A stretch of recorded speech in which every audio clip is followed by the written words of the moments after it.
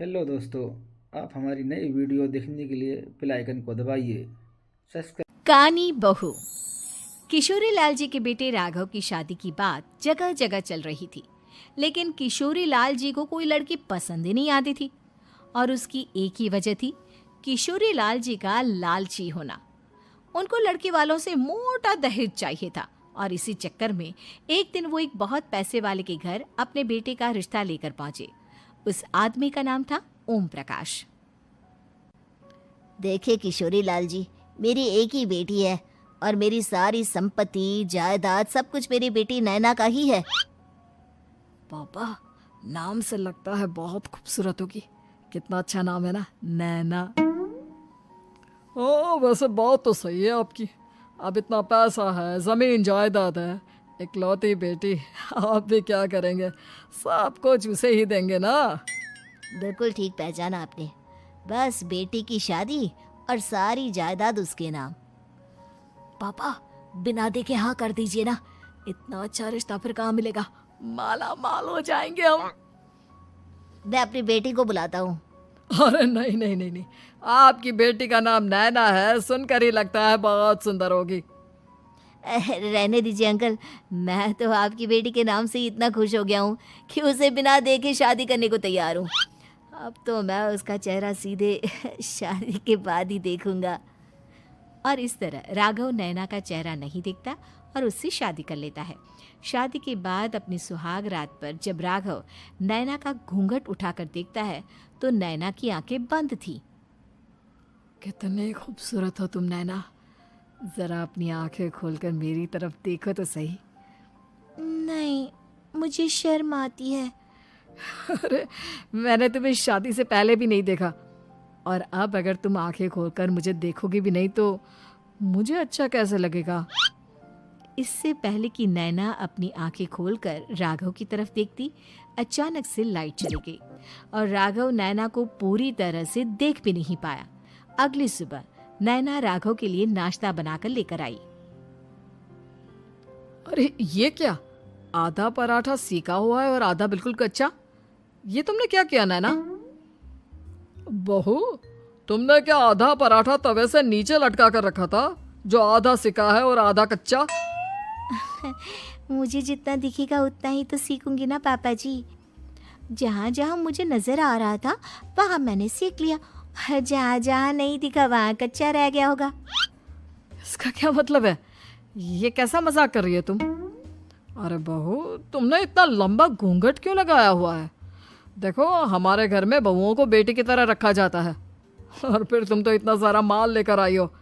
देखो, ये घूंघट डालकर रखने की कोई ज़रूरत नहीं है।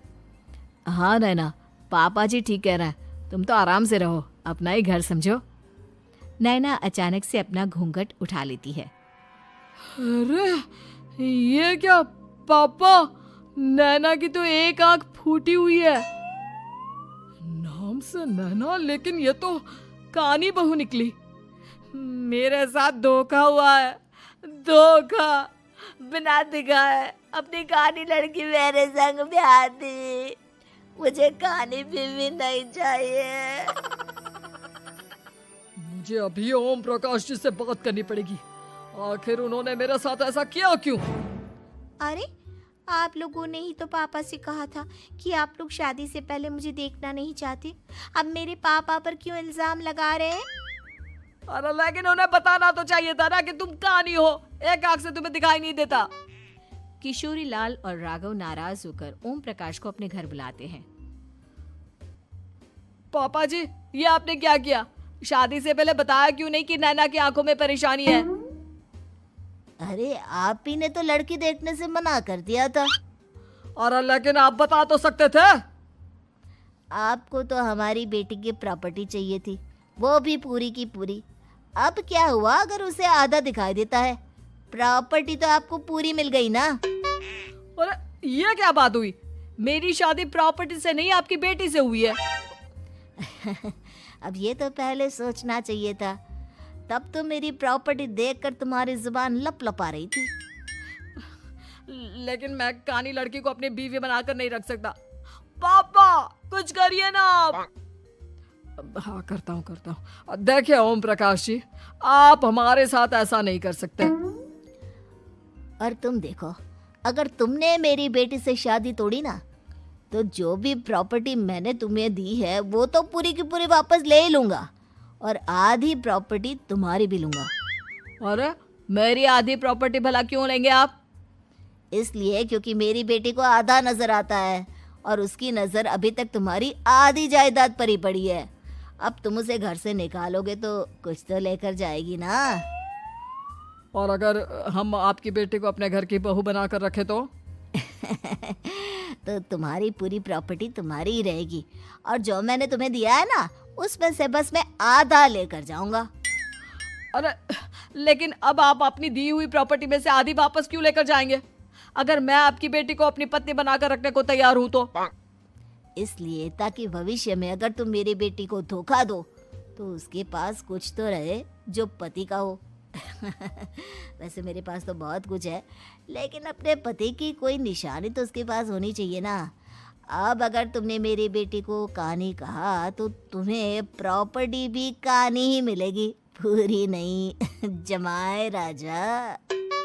किशोरी लाल और राघव समझ चुके थे कि वो बुरी तरह फंस चुके हैं और अब उनके पास वहां से निकलने का कोई चारा नहीं है। अब समझ में आया ना, लालच बुरी बला होती है। एक तो तुम्हें प्रॉपर्टी मिली, ऊपर से बीवी मिली, उसमें तुम्हें नखरे भी दिखाने हैं। आए बड़े, चुपचाप बैठो दोनों। कुछ दिनों के बाद नैना राघव की कार लेकर बाजार घूमने निकलती है और जब कार लेकर वापस आती है, ये क्या? एक तरफ से मेरी गाड़ी पूरी खराब हो चुकी है। लगता है तुमने मेरी गाड़ी को किसी दूसरी गाड़ी के साथ एक्सीडेंट किया है। अरे अरे कितना बड़ा नुकसान कर दिया तुमने बहू। वो क्या है ना पापा जी, मुझे एक आंख से दिखाई नहीं दे रहा था, सामने से गाड़ी आ रही थी। मुझे तो सिर्फ आधा ही दिखाई दिया और वो गाड़ी मेरी कार से रगड़ते हुए निकल गई। अब मैं क्या करूं बताओ? आप इसे ठीक कराने के पैसे कौन देगा? तुम्हारे पापा। तुमने मुझसे इस तरह से बात की? अभी रुको। नैना राघव की शिकायत ओम प्रकाश को कर देती है। देखो राघव, अब जो मेरी आधी प्रॉपर्टी तुम्हारे पास थी ना, उसमें से आधी और मैं लेकर जाऊंगा, क्योंकि तुमने मेरी बेटी को डांटा। अरे नहीं नहीं पापा जी, गलती हो गई, माफ कर दो। गलती की तो कोई गुंजाइश ही नहीं। अगली बार मेरी बेटी को डांटा तो बची हुई आधी में से आधी और ले जाऊंगा। लालच के चक्कर में हम दोनों ने बहुत बड़ी गलती कर दी बेटा। एक तो तुम्हें कानी बहू मिली और ऊपर से जो माल मिला वो भी काना। इस तरह राघव की हर एक गलती पर ओम प्रकाश उसकी प्रॉपर्टी का आधा आधा हिस्सा लेकर अपना सारा माल वापस ले गया और राघव को कानी बीवी से काम चलाना पड़ा। भाई लालच वाकई में बुरी बला है।